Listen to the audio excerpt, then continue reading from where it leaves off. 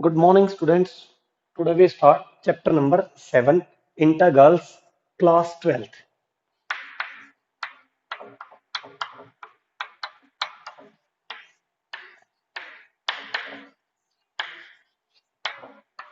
तो स्टूडेंट अब हम जो चैप्टर स्टार्ट करेंगे वो है 7 नंबर चैप्टर। तो मैं थोड़ा सा आपको इसके बारे में बता देता हूँ क्या है, बेसिक चीजें क्या है, बेसिक कंसेप्ट क्या है। तो कल जो हमारा हुआ था, हमने फर्स्ट चैप्टर कंप्लीट कर लिया था। इसके बाद हम स्टार्ट करते हैं इंटीग्रल्स। तो जब आप स्कूल के अंदर थे तो हमने कुछ इसका कुछ एक्सरसाइज कर ली थी, बट मैं इसको वापस स्टार्ट कर रहा हूँ चैप्टर इंटीग्रेशन। तो इसकी जो भी बेसिक चीजें वो सारा का सारा मैं एक्सप्लेन करूंगा। जो भी डेरिवेटिव, बेसिक डेरिवेटिव भी यूज होगा उसके बारे में भी मैं बताऊंगा। तो कोई भी बच्चा अगर स्टार्टिंग से चाहे कई उसको थोड़ा बहुत बेसिक डेरिवेटिव आता है तो भी वो इंटीग्रल पढ़ सकता है, कोई भी प्रॉब्लम नहीं आएगी। सारी चीजें मैं यहाँ पे क्लियर करूंगा। कोई भी दिक्कत अगर है तो वो मेरे से फोन करके पूछ सकते हैं। ओके, तो देखिए, पहले मैं बता देता हूं कि डेरिवेटिव इंटीग्रेशन है क्या, इंटीग्रल्स में इंटीग्रेशन में क्या डिफरेंस है, क्या सारी चीजें क्या क्या होती हैं, इनके बारे में जो टर्मिनोलॉजी है इसकी, वो सारी चीजें मैं आपको यहीं क्लियर कर रहा हूं। देखिए, पहली चीज तो ये होता है इंटीग्रेशन का सिंबल। ये जो सिंबल है वो किसका सिंबल है, इंटीग्रेशन का। ठीक है, दूसरी बात आती है, दूसरी बात क्या आई कि इसको बोलते anti derivative. Anti derivative, anti derivative means integration. तो आप कहोगे इसका मतलब सर ये बताइए कि डेरिवेटिव और इंटीग्रेशन क्या एक दूसरे के एंटी है? बिल्कुल एंटी, एक दूसरे के अपोजिट है, बिल्कुल ही। तो एक दूसरे से कैंसिल हो जाएंगे, तो हम कह सकते हैं इसका मतलब आप मेरे से पूछेंगे कि एक चीज बताइए कि साइन एक्स का डेरिवेटिव क्या था, कोस एक्स था। इसका मतलब taking integration both sides, taking integration both sides, तो cos x का इंटीग्रेशन क्या होगा, sin x। बिल्कुल अपोजिट है। क्लियर? तो एंटी डेरिवेटिव इसी को कहेंगे कि डेरिवेटिव का अपोजिट। ठीक है, अब मैं आपको ये क्या dx लिखा, ये सारी चीजें जो जो हैं, ये सारे सिंबल्स जो भी आएंगे क्या है उनको क्लियर कर रहा हूं। पहली चीज तो मैंने बता दिया कि derivative is the reverse, integration is the reverse of derivative. ठीक है, डेरिवेटिव हम फिफ्थ चैप्टर में पढ़ के आए। पहले आता है ये symbol, integration F x d x. ठीक है, ये क्या है उसके बारे में भी। तो integral of f with respect to x, इसका मतलब क्या है, integral of f, girl of f with respect to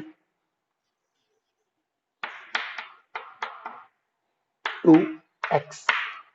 integral of f with respect to x, मैं इसको क्लियर करूंगा। देखिए स्टूडेंट, अगर जैसे डेरिवेटिव में किसका रोल था, डी बाई डी एक्स का रोल था। क्या था कि D by d x of sine x.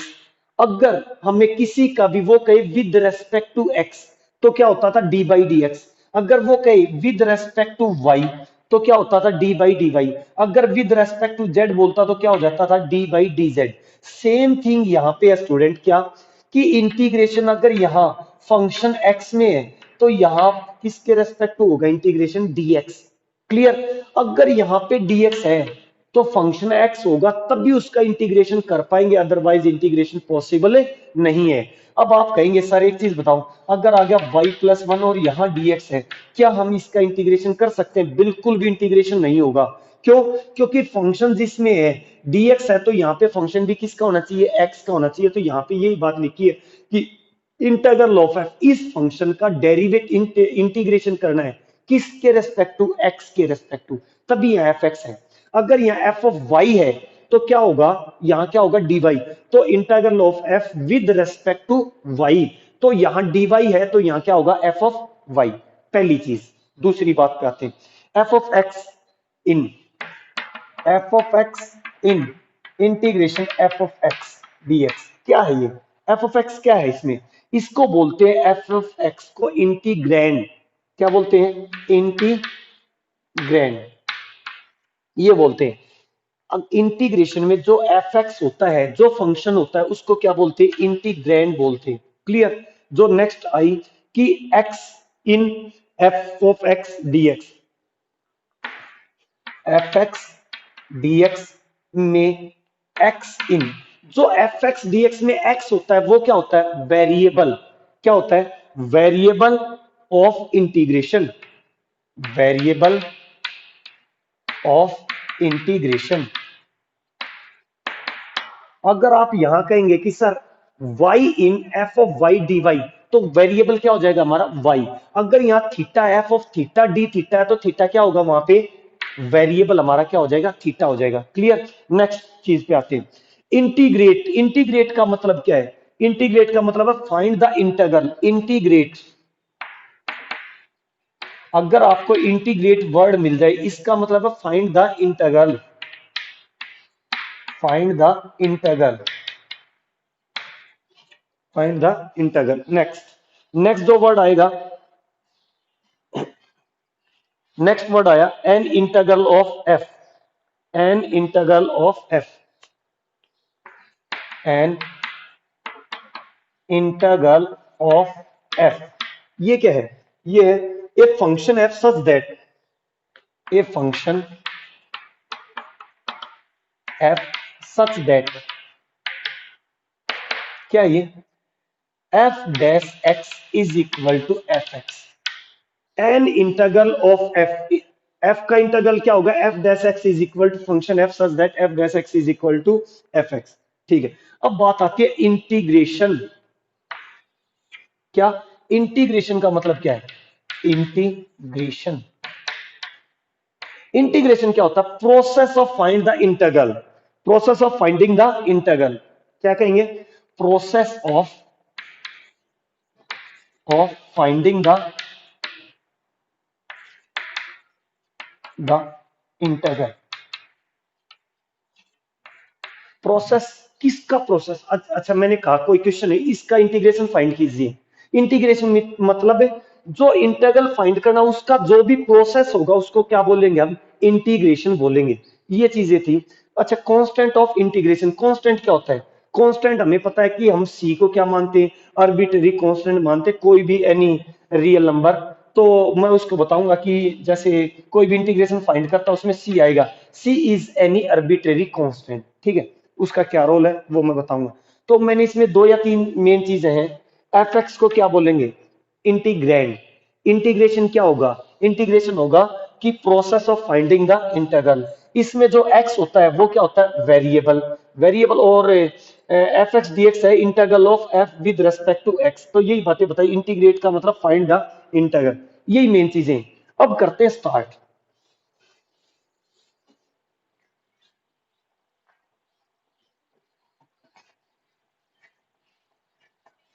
ये तो मैंने जस्ट जो भी वर्ड आपको यूज में आएंगे, जैसे इंटीग्रल आया, इंटीग्रेशन आया, उनके बारे में मैंने आपको बताया है।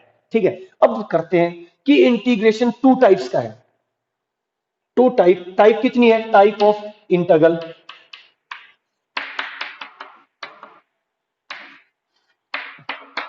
कितनी टाइप का इंटीग्रल है, टू टाइप्स। कौन कौन सी, फर्स्ट है इनडेफिनेट इंटीग्रल,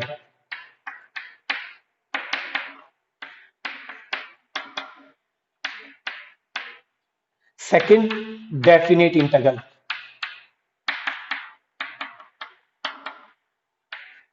फर्स्ट टाइप कौन सी है स्टूडेंट, इनडेफिनेट इंटीग्रल, सेकंड है डेफिनेट इंटीग्रल। अब मैं क्या है, इनडेफिनेट और डेफिनेट में क्या डिफरेंस है वो मैं आपको बताता हूं। जैसे आप फिजिक्स में भी पढ़ के आए हैं थोड़ा बहुत इंटीग्रेशन, और यहां पे भी मैं फिजिक्स में भी ज्यादा यूज होता है इंटीग्रेशन का। तो क्या है देखिए, मैंने लिखा एक्स डी एक्स। अब मैंने ये बता दिया कि एक्स यहां क्या है, एफ एक्स, और एफ एक्स क्या होता है, इंटीग्रैंड। क्लियर, ठीक है। अब यहां पे वन से टू, अगर हमें पता ही नहीं है कहां से स्टार्ट हो रहा है कहां पे खत्म हो रहा है, मीन से ना तो हमें इनिशियल पता है और ना फाइनल या टर्मिनल नहीं पता है, इसका मतलब ये कौन सा इंटीग्रल है, इनडेफिनेट इंटीग्रल।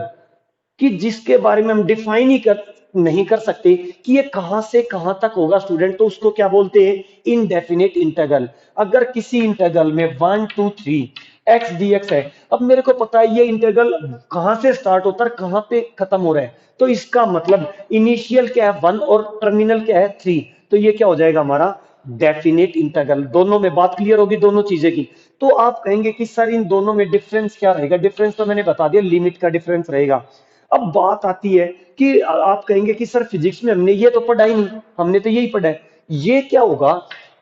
बात इतना ही, फर्क दोनों में इतना ही है कि पहले तो ये प्रोसेस है किसकी, इंटीग्रेशन फाइंड करने की। पहले यहां से हम इनडेफिनेट से क्या करेंगे, इंटीग्रेशन फाइंड करना सीखेंगे। उसके बाद जो लिमिट होती है ना, लिमिट का जो प्रोसेस होता है, प्रोसेस उसके बाद जो भी आंसर आया उसमें upper limit minus lower limit को पुट करके जो हमारा फाइनल रिजल्ट है वो आता है। तो पहले हम इनडेफिनेट करेंगे, उसके बाद उसमें वैल्यूज पुट करके क्या आएगा, डेफिनेट को सिंप्लीफाई करेंगे। तो दोनों चीजों के अंदर डिफरेंस है। मेन जो हमारा यूज में आएगा वो क्या है, जहां फिजिक्स में जो भी यूज आ रहा है वो डेफिनेट इसलिए आ रहा है कि कहां से स्टार्ट और कहां पे खत्म है, ये एक चीज। ठीक है, तो करते हैं स्टार्ट। ये होगी टाइप्स। अब करते नेक्स्ट अगली बात। इसके इंटीग्रेशन के मैं आपको बता दूं मेथड कितने हैं। थ्री टाइप्स हैं, थ्री टाइप है इंटीग्रेशन के। जो मेथड है, मेथड कौन कौन से हैं? Method of integration, method of integration कौन कौन से मेथड है? फर्स्ट है सब्सटीट्यूशन। पहला मेथड कौन सा? Integration by substitution. Integration by substitution. जो सेकंड है, सेकंड जो हमारी टाइप है, मतलब मेथड है इंटीग्रेशन का, उसको बोलते हैं, सेकंड होता है integration by using partial fraction. Integration by, integration by using partial fraction.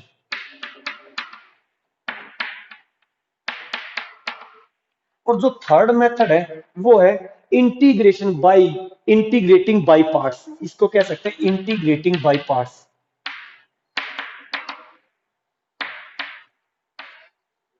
Integrating by parts.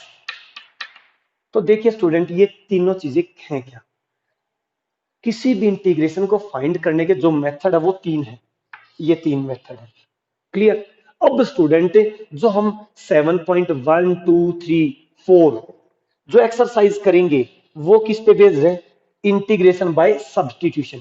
Clear? फिर हमारा जो नेक्स्ट मेथड आएगा वो क्या है? Partial fraction. जो 7.5 एक्सरसाइज है वो कौन से मेथड की है? Partial fraction. और जो 7.6 है वो क्या है? Integrating by parts.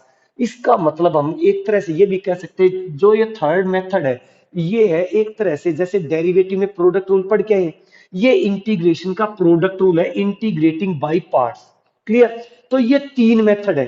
अब उसके बाद ये इनडेफिनेट इंटरवल के हैं, क्योंकि अब तो पहले क्या काम कर रहे हैं, इनडेफिनेट इंटरवल करेंगे। तो उसके अंदर ये इनडेफिनेट इंटरवल में कितने मेथड है इंटीग्रेशन को सोल्व करने के? थ्री मेथड्स हैं। ओके, तो जो फर्स्ट है, फर्स्ट सेकंड थर्ड फोर्थ, जितनी पहली फोर एक्सरसाइज है वो किसकी है? सब्सटीट्यूशन की। कि किसी भी इंटीग्रेशन को क्या कैसे सब्सटीट्यूट किया जाए उसका इंटीग्रेशन हो जाए। ठीक है, अब करते हैं इसकी बेसिक। ये मैंने इसके बारे में पहले तो इंटीग्रेशन का जो बेसिक चीजें थी वो आपको बताइए, मेथड बता दिया, टाइप बता दी, इंटीग्रेशन की जो जो टर्म्स यूज में आएंगी उनके टर्म्स के बारे में बता दिया है, उन टर्म्स का क्या मीनिंग है। ठीक है, अब करते हैं स्टार्ट स्टूडेंट। अब इंटीग्रेशन, मैंने थोड़ी देर पहले आपको जब स्टार्टिंग हुई थी इंटीग्रेशन की, मैंने बताया था कि डेरिवेटिव का इंटीग्रेशन क्या है? Anti derivative. क्या है? Anti derivative. तो मैं एक बार थोड़ा सा आपको इसको एक्सप्लेन कर देता हूं। जैसे integration x raise to power n dx, इसका हमें इंटीग्रेशन फाइंड करना है। कैसे फाइंड करेंगे हम? जो भी पावर है, डेरिवेटिव में क्या करते थे, पावर आगे आ जाती थी, पावर क्या आ जाती थी? आगे आ जाती थी, एक पावर कम हो जाती थी। जैसे वहां नाम से क्लियर हो रहा था डिफरेंशिएशन, कुछ ना कुछ डिफरेंस होगा। यहां से नाम का मतलब क्या है? इंटरगल या इंटीग्रेट या इंटीग्रेशन मीन्स कुछ जोड़ना, इंटीग्रेट मीन्स जोड़ना। तो यहाँ पे पावर ऐड होगी। कैसे? एक्स की जितनी पावर है उसमें एक पावर ऐड हो जाएगी, और जितनी पावर ऊपर आई है वही सेम पावर नीचे हो जाएगी, प्लस सी। अब यहाँ पे क्वेश्चन आपका पुटअप होगा कि ये सी क्या है। देखिए, अब ये इंटीग्रेशन कौन सा हमारा? इनडेफिनेट इंटीग्रल है स्टूडेंट।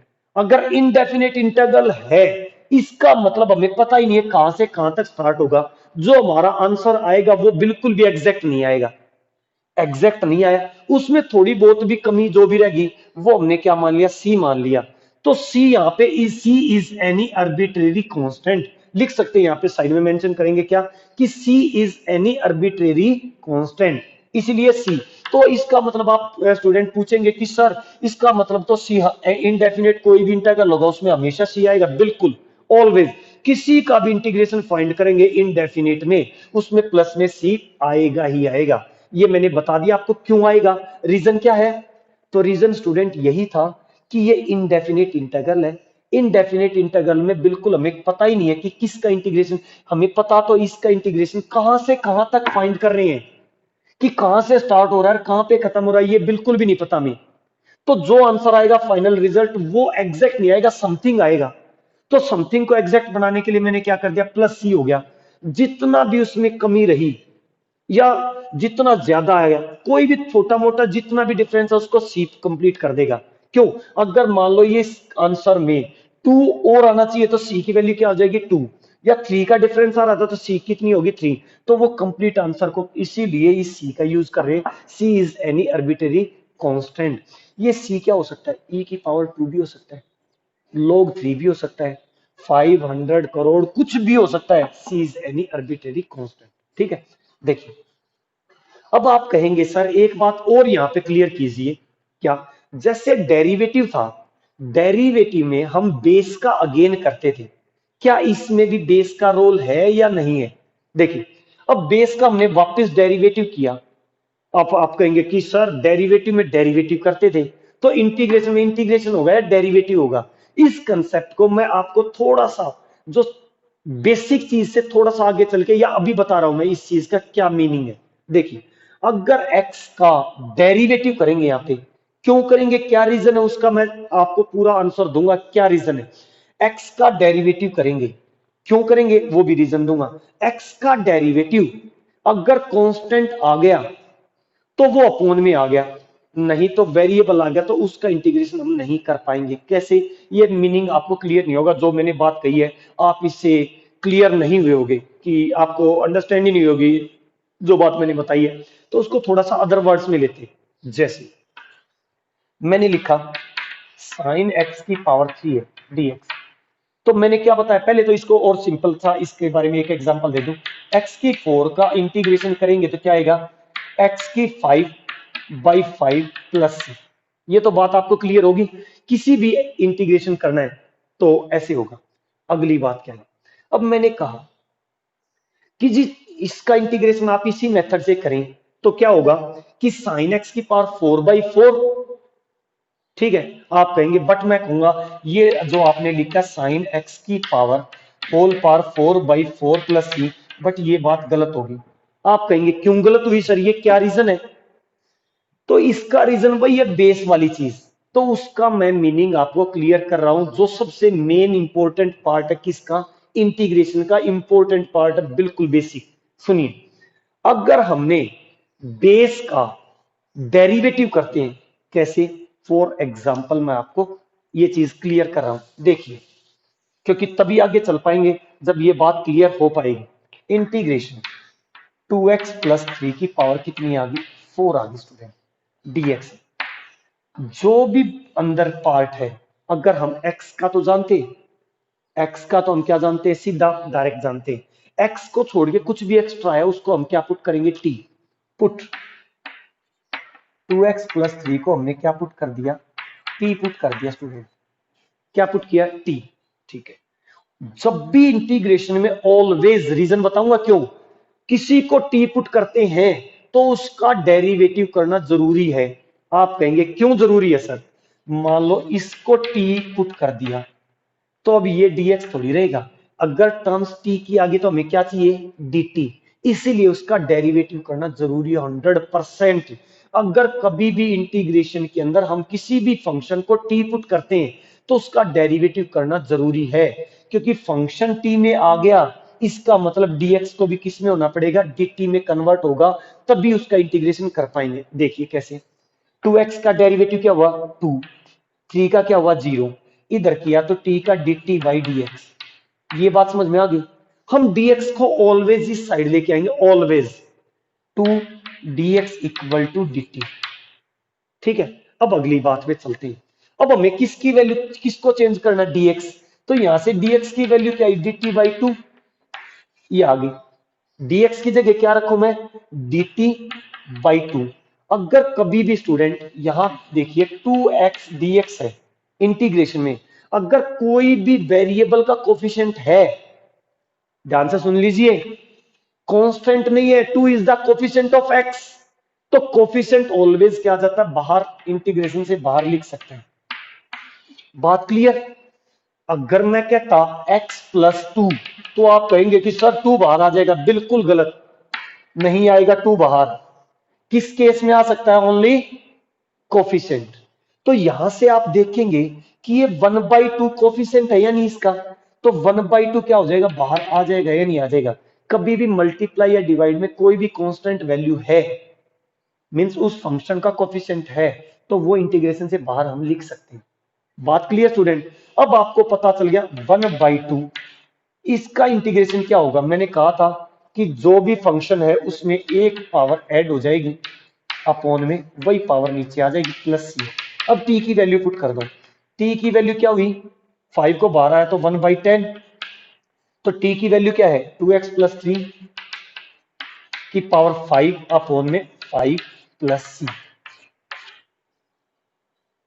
सॉरी, इतना ही बच गया, 5 तो मैंने क्या ले लिया बाहर, तो टी की वैल्यू 2x प्लस थ्री की power 5 1/10 plus C, C is any arbitrary constant. तो ये चीज आपको क्लियर। अब आप कहेंगे सर इसको मैं इस प्रोसीजर से किया, क्या इसको मैं डायरेक्ट कर दूं तो कोई प्रॉब्लम थोड़ी हो जाएगी। कोई प्रॉब्लम नहीं, आप डायरेक्ट भी कर सकते, ये तो हमारा प्रोसीजर था। इसको डायरेक्ट कैसे करेंगे, इसका बाई चांस अगली बात ये आती है स्टूडेंट कि आपके पास कुछ ऐसी टर्म्स आएंगी जैसे 2x² प्लस 4 की पावर 3 आ गई। अब इसका इंटीग्रेशन करना पड़ जाए। अगर हम जो बेस है उसका डेरिवेटिव करेंगे, अगर डेरिवेटिव के अंदर, डेरिवेटिव करने के बाद अगर कोई वेरिएबल बच जाता है तो उसका इंटीग्रेशन वैसे पॉसिबल नहीं, डायरेक्ट नहीं कर सकते। क्यों नहीं कर सकते, रीजन दूंगा। पुट 2x² प्लस 4 को t एज्यूम कर लिया, लेट कर लिया, पुट पुट वैल्यू की, तो इसका डेरिवेटिव क्या 4x dt बाई dx, तो 4x dx equal to dt। अब देखिए dx की जगह क्या आ रहा है 4x बाई dx की वैल्यू क्या आ गई dt बाई 4x। अब स्टूडेंट देखिए वापिस फिर मैंने क्या किया t की पावर 3 dt बाई 4x।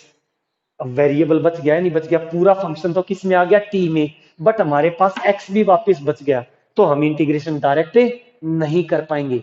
तो स्टूडेंट इसलिए हमेशा हमें क्या देखना है कि यही सेम प्रोसीजर इसका था, साइन एक्स की पावर 3 है dx। अब हमें पता है कि साइन एक्स का डेरिवेटिव कोस एक्स होता है। अगर बेस का डेरिवेटिव कांस्टेंट वैल्यू आए तो उसका इंटीग्रेशन इस मेथड से डायरेक्ट कर सकते हैं। अगर बेस का डेरिवेटिव में कोई भी वेरिएबल आ जाए तो हम उसको डायरेक्ट मेथड से नहीं कर सकते, उसको कोई ना कोई हम सब्स्टिट्यूट करना पड़ेगा, उसके बाद हमारा इंटीग्रेशन पॉसिबल है, अदरवाइज हम इंटीग्रेशन नहीं कर पाएंगे। तभी उसको क्या कहा है, जो फर्स्ट टाइप थी उसको क्या कहा गया, method of substitution. Clear student, ये बात क्लियर हुई। ठीक है, अगली बात पे आते हैं। अगली बात क्या है, तो ये बात क्लियर होगी स्टूडेंट जो मैंने बताई है, ये तो थी बेसिक, बिल्कुल जो बेसिक चीज थी इंटीग्रेशन कैसे करना है। तो मैं कुछ फॉर्मूले लिखूंगा अभी आपको, फिर फर्स्ट एक्सरसाइज पे चलेंगे। कुछ फॉर्मूले लिख देता हूं, आपको बेसिक इंटीग्रेशन क्लियर होगी होगी कि बेसिक इंटीग्रेशन क्या करना है। जैसे इंटीग्रेशन x की पावर n, ये फॉर्मूला था। अगर मैं यहां पे लिखूं इंटीग्रेशन 2x की पावर 4 है dx, इसका इंटीग्रेशन करना पड़े तो इसका इंटीग्रेशन क्या होगा। देखिए मैंने क्या बताया, जो भी वेरिएबल है 2x की पावर कितनी आ गई 5/5 प्लस सी। अब बात आई किसकी, बेस की। बेस का डेरिवेटिव कीजिए, कितना है 2x का डेरिवेटिव 2, और वो कहां आएगा, अपॉन में आएगा। क्यों आएगा, मैंने आपको एग्जैक्ट मेथड बताया। क्यों, 2x को हम क्या पुट कर देंगे t, जैसे मैं प्रोसीजर भी बता दूं, पुट 2x को क्या पुट कर दिया t, और जब भी इंटीग्रेशन में पुट करते हैं ऑलवेज क्या होगा उसका डेरिवेटिव। तो 2 is equal to d t by d x, इधर आ गया dx, 2 dx equal to dt, हमें dx की वैल्यू फाइंड करनी थी तो dt बाई 2। तो यहां से अगर मैं इसको उस मेथड से करता हूं तो क्या होगा, यहां से इंटीग्रेशन t की पावर 4 dx की जगह आ गया dt और अपॉन में 2, तो अपॉन में 2 को मैंने बाहर लिख लिया। Clear student? अब इसका इंटीग्रेशन करें, 1/2 t की पावर 5/5 प्लस, अब t की वैल्यू पुट कर दीजिए, तो 1/10 t की वैल्यू क्या आ गई 2x की होल पावर 5 प्लस। तो ये चीज क्लियर होगी या नहीं होगी स्टूडेंट? तो मैंने आपको एग्जैक्ट मेथड भी बता दिया कि क्या प्रोसीजर है, उसका डेरिवेटिव अपॉन में क्यों आता है। जैसे इंटीग्रेशन 3x प्लस 4 की पावर 6 है, इसका डेरिवेटिव फाइंड करना। अच्छा, तुम्हारे आपके दिमाग में एक चीज और आ रही होगी स्टूडेंट, क्या इसका मतलब जो होल पावर के अंदर फंक्शन लीनियर हो, लीनियर, उसका डेरिवेटिव तो डायरेक्ट कर सकते हैं या नहीं कर सकते? क्यों? लीनियर का जैसे डेरिवेटिव करेंगे अपॉन में मतलब क्या आएगा, कांस्टेंट वैल्यू आएगी। अगर यहाँ क्वाड्रेटिक है होल पावर में, इसका मतलब उसका डेरिवेटिव क्या आएगा, वेरिएबल आएगा, और वेरिएबल मैंने बताया था वेरिएबल आना नहीं चाहिए। ओके, तो क्या आएगा इसका 3x प्लस 4 की पावर 7/7 प्लस सी। अब इसका क्या किया, डेरिवेटिव क्या आया 3, तो वो कहाँ आएगा, अपॉन में। डेरिवेटिव में क्या होता था, इनटू में आता था, यहाँ पे क्या आएगा अपॉन में। डेरिवेटिव में जो बेस का डेरिवेटिव होता था, इंटीग्रेशन में बेस का क्या होगा डेरिवेटिव, और वो कहाँ आएगा अपॉन में। और अपॉन में क्या आ सकता है, ओनली कांस्टेंट वैल्यू, वेरिएबल नहीं आएगा। Clear student? ठीक है, अगली बात पे चलते हैं। अब मैं कुछ आपको फॉर्मूले लिख देता हूं, वो फॉर्मूले आपको लर्न करने हैं। वो बेस्ड है बिल्कुल 11 दो आपको डेरिवेटिव पढ़ के आए थे, डेरिवेटिव, डेरिवेटिव पे बेस्ड है सारे के सारे फॉर्मूले। तो देखिए मैं कंप्लीट फॉर्मूले लिख रहा हूं। देखिए, integration of sine x is equal to minus cos x plus integration of cos x sine x plus C integration of tan x log dx जरूर आएगा स्टूडेंट, ये जरूर ध्यान रखें, यहां dx, यहां भी क्या आएगा dx, यहां भी क्या आएगा dx, log of mod of sec x plus सी। ये कैसे है मैं बताऊंगा। क्यों? ये तो कहां से है, डेरिवेटिव से ही बन के आगे। डेरिवेटिव में टेन किसी का भी डेरिवेटिव नहीं था, तो इनको आप डायरेक्ट लर्न कर लीजिए, मैं इसको बाद में आपको बताऊंगा कि ये आया कहां से।